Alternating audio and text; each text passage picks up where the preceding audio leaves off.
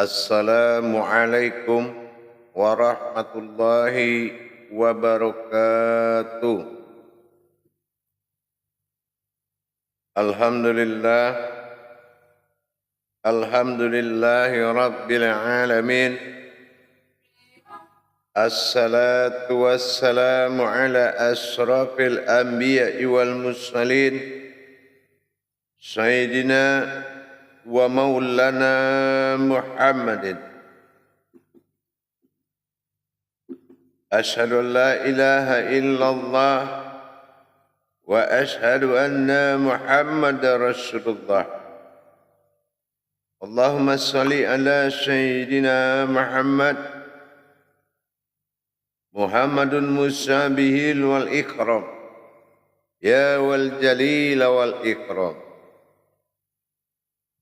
Subhanal malikul quddus, subhanatil izzati wa azzamati wa haibat, wal qudrat, wal sultan, wal kamal, wal jamal, wal kibriyai, wal ijabarut. Wa la yafutu, wa la ya'budu abadah. Suhubukum quddus rabbuna wa rabbul malaikatihi wa ruhi. Subhanallah walhamdulillah wa la ilaha illallah wallahu akbar. Wa tahirin wal mujahidin amma ba'du. Ibadallah, bersyukur kita kepada Allah dengan mengucapkan alhamdulillahi rabbil alamin atas segala karunia limpahan rahmah dan hidayahnya, sehingga kita dapat menjalankan amanahnya bertolabul ilmi, belajar menuntut ilmu hakikat amal dan ibadah. Bersalam kita tidak akan pernah kita lupakan. Marilah sama-sama kita sampaikan dan kita panjatkan kepada junjungan kita, Nabi Allah, Nabiul Akhirul Zaman, Rasulullah Muhammad sallallahu alaihi wasallam. Atasnya kalimahnya kita kalamkan dengan membaca Allahumma salli ala Sayyidina Muhammad wa ala alihi Sayyidina Muhammad. Bertemu lagi dengan saya Guru Mursyid Syekh Nur Muhammad Buya Irwan Maulana Al-Khalidi Sumatera Barat dalam majelis zikir Ma'rifatullah, tentunya dalam tayangan kupas tuntas YouTube Buya Pasaman Timur. Alhamdulillah, para hadirin kaum muslimin dan muslimat, jamaah rahimakumullah dimanapun berada. Dalam berbagi ilmu dan wawasan adalah suatu kewajiban dalam salah satu niat yang disampaikan oleh Rasulullah, ummatin wa ummatin. Memikirkan umat adalah keselamatan diri, memikirkan umat adalah tujuan daripada Allah, dan memikirkan umat adalah satu hal yang wajib. Kenapa? Hablum minan nas wa hablum minallah, mencapai kedudukan di mata Allah setelah kita berhasil mendapatkan kedudukan yang baik di mata manusia. Memang sangat susah berharap kebaikan dan balasan dari manusia, tetapi janganlah kita berharap apapun kebaikan yang kita perbuat, tapi berharaplah dibalas oleh Allah Subhanahu wa ta'ala. Jamaah yang dirahmati Allah rahimakumullah, dalam kesempatan yang dimuliakan oleh Allah ini, saya akan mengajak berwawasan tentang luputnya wujud diri dalam menyembah waktu ba'da dalam sholat. berwawasan kita kembali. Bagaimana yang dikatakan titik wujud sembah di dalam solat. Berpedoman kembali kepada awal hakikat kajian solat. Seperti yang kita pahami marhalah muqarabah. Solat ini adalah perbuatan rohani. Artinya apa? Perbuatan diriku kepada aku sendiri. Inilah yang sangat menjadi tolak ukur sejarah usuluddinnya. Menjadikan sebuah ibadah terujung dari niat Allah dalam kesendirian, aku ingin menjadi Tuhan. Maka kujadikanlah umat dan aku ingin dipanggil dengan nama Allah. Inilah yang akan diterjemahkan oleh Al-Quran dalam bentuk alif lam mim. Huruf juga hijaiyah menandakan bahwasanya secara hakikat akan dilahirkan makna alif lam mim, sesungguhnya aku didohirkan untuk menyembah. Dalam hal penzahiran ini, inilah bersifat abtarnya Allah pada kodrat yang terlihat. Jelas dalam bahasa ma'rifatullah disebut si wujud an dan am. Artinya siratal ladzina an'amta alaihim. Artinya seperti inilah, mendapatkan diri yang tersirat adalah diri yang telah diakui batinnya Allah dan dilihat secara maujudullah. Kalau kita memiliki iman yang sudah layak dan pantas ditajalikan dalam solat, dalam kehidupan sehari-hari, apabila kita memahami siratal ladzina an'amta alaihim itu, sesungguhnya diri yang tersirat itu adalah diri yang aku yang batin dan terlihat. Mana sifat na'an aku yang batin, am terlihat. Siapa? Ta'ala Tuhan ihim yang maujud dalam keinsanannya.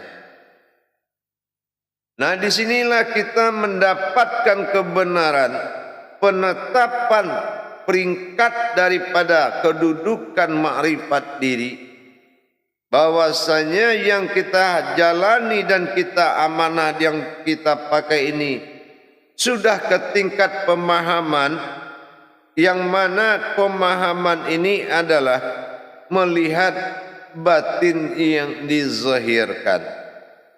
Nah, ini terkait kepada tajalli sirullah di dalam solat.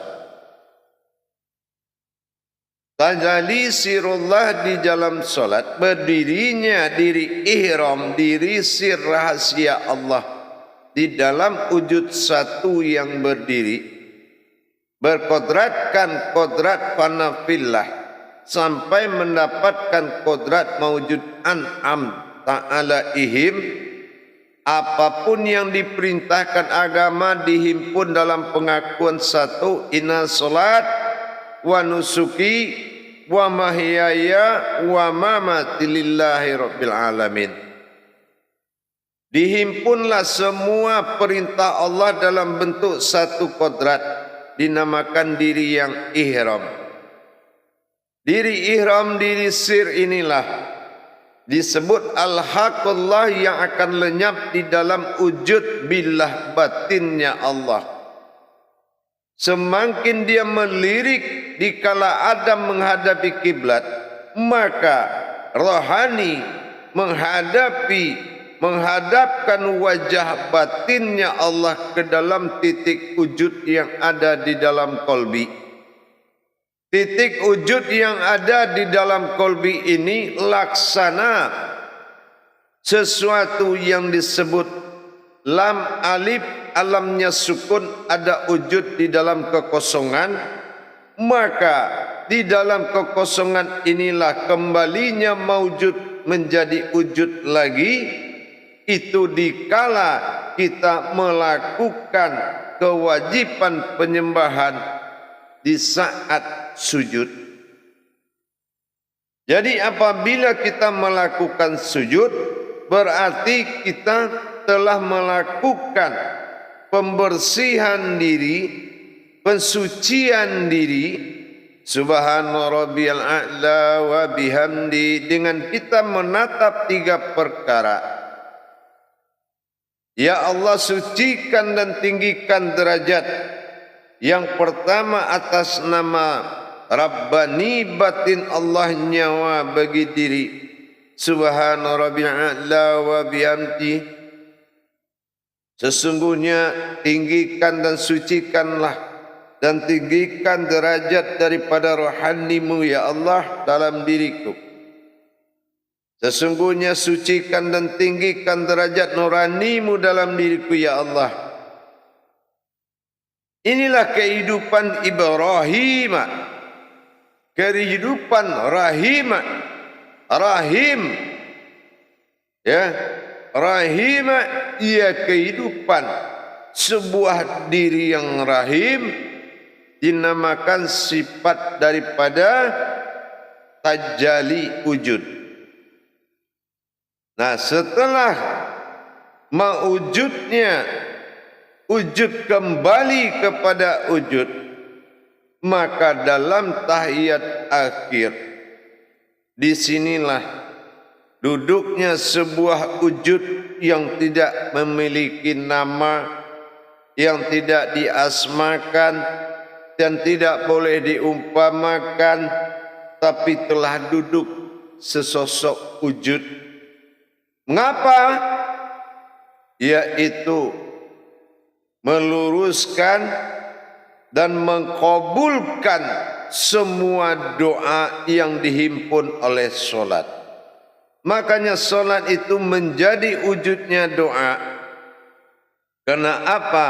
Tumbadil, berdiri duduk sendirinya dalam masa akhir daripada ba'da solat itu menandakan at-tahiyatul mubarakatul taibatulillah. Ingat, mulai dari kesederhanaan, kekuatan dan kewibawaan serta derajat, dan dikabulkan serta doa, permintaan, hajat, munajat dan iradat. Pengkabulan doa dilakukan oleh wujud Allah dalam masa wahid yang dihadiri oleh batin bilahnya Allah. Batin bilahnya Allah adalah tujuan akhir dari sebuah sujud.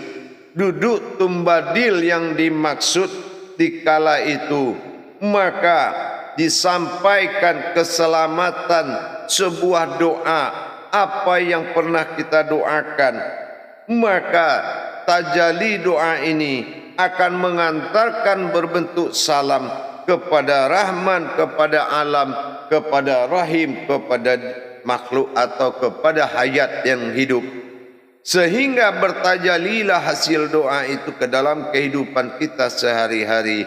Kenapa? Wujud tumbadil yang telah duduk, yang tidak berasma dan berumpama itu, yang dikatakan tumbadil, telah mengantarkan semua permintaanmu kepada arasnya Allah, 7 petala langit dan 7 petala bumi, agar disampaikan doa itu kepadamu. Maka tingkatkan ibadahmu, menghadirkan sesosok pensaksian di dalam diri, mulai dari maujud sampai wujud. Itu adalah kewajiban yang sifat penyembahan tadi. Bukan sebetulnya kata penyembahan, tetapi terjadi persembahan doa kepada Allah wujud dalam batin. Inilah maka dikatakan sallu anal fil doa. Jadi kalau kita sudah bisa menghimpun dari maujud menjadi wujud-wujud berdiri duduk dalam tumbadilnya, maka tumbadil dalam masa Ibrahim, maka dia akan mengantarkan doamu kepada arasnya Allah, 7 kursi Allah dan 7 aras Allah pada bumi, 7 kursi Allah pada langit, sehingga rahmatnya alam akan mengantarkan hidayahnya kepada kita. Maka bertajalilah doa itu sampai kepada kita, qabul. Makanya tingkatkan ilmu solat kita, tingkatkan daya marifat solat kita, capai kodrat kusuk solat, tingkatkan hakikat daripada perbuatan rukun dan rakaat. Insya Allah masa wujud, masa tumbadil akan mengantarkan doamu yang kamu lakukan sehari-hari. Tapi kalau kamu tidak bisa, jemaah para hadirin, menyeberangkan diri yang maujud menjadi wujud duduk dalam tumbadil, maka tidak akan pernah sampai ke aras Allah solat itu. Hadirin jamaah yang dirahmati Allah, berawal berbekal dari diri ihram, berbekal dari diri sir rahasia dinamakan ihsan, maka inilah yang akan kembali menuju rukun tumbadil dalam bentuk wujud. Wujud menjadikan sosok tumbadil yang rahim, yang Ibrahim, yang duduk berupa diri. Maka daripada itu jemaah, mari kita meningkatkan kualitas solat kita dengan mengkaji wujud diri kembali kepada wujudnya. Bukan kita melakukan penyembahan, tetapi melakukan penyembahan dan disembahkan, yaitu fitrahnya diri. Fitrah ini yang dipersembahkan kepada Allah, sehingga takhluklah kita dalam wujud penyembahan. Hadirin jamaah yang dirahmati Allah rahimakumullah, dengan adanya tajalli daripada rakaat menjadi rukun, rukun menjadi kodrat, kodrat menjadi wujud, wujud menjadi tumbadil, tumbadil menjadi sebuah qabul. Inilah kalau sudah batin billah Allah berbicara pada tahiyat tumbadil akhir, maka dia akan mengantarkan doamu melalui 2 salam. Salam pertama menuju Rahman, yaitu sifat maujud batinnya Allah dalam bumi ini dinamakan alam, dan kedua diarahkan kepada ayat sirnya Allah yang berupa hidup di muka bumi melalui 7 petala langit, 7 petala bumi, atau dikenal dengan 7 aras dan 7 kursi. Maka apa yang kita doakan akan nyata sampai kepada kita. Makanya dikatakan solat itu salatul fil doa. Solat itu adalah otaknya doa, induknya doa. Jadi dengan demikian, para hadirin jamaah dimanapun berada, dengan demikian sudah terjawab dalam bentuk tajalli rukun. Tajalli rukun solat yang diikuti batas rakaat, ya, yang mengikuti rakaat yang bergerak rukun. Maka rukun mengantarkan suatu wujud yang sangat diharapkan, yaitu derajat ibadah kita. Mudah-mudahan kita selalu belajar dan tingkatkan belajar ibadah ini sampai kita mendapatkan suatu kodrat fardu wajib ain menyaksikan. Maka alam saksi inilah yang akan membuat kenyataan ibadahmu. Tapi kalau solat itu belum menjadi alam saksi bagimu, maka kamu akan terlena dalam rukun dan rakaat berkepanjangan. Baik jamaah sekalian yang dirahmati Allah rahimakumullah, alhamdulillah, sedikit demi sedikit, pelan-pelan. Insya Allah peningkatan kualitas diri menentukan peningkatan derajatnya ibadah kepada Allah. Kalau kita dalam pemahamannya belum mencapai kenaikan derajat, maka ingat Allah dalam prasangka umatnya.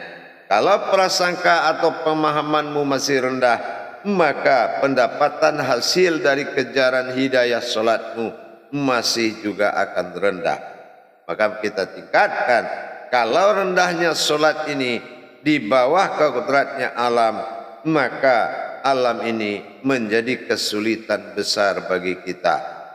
Maka tingkatkan derajat ibadahmu, kodrat dirimu melebihi kodrat derajat alam, maka insya Allah tajalinya Allah di dalam dirimu akan bekerja. Tapi kalau kodrat hidupmu dan dirimu di bawah kodratnya alam, tidak mungkin tajalli Allah ini akan terjadi. Malah sebaliknya, yang terjadi itu adalah fikih dan fikih.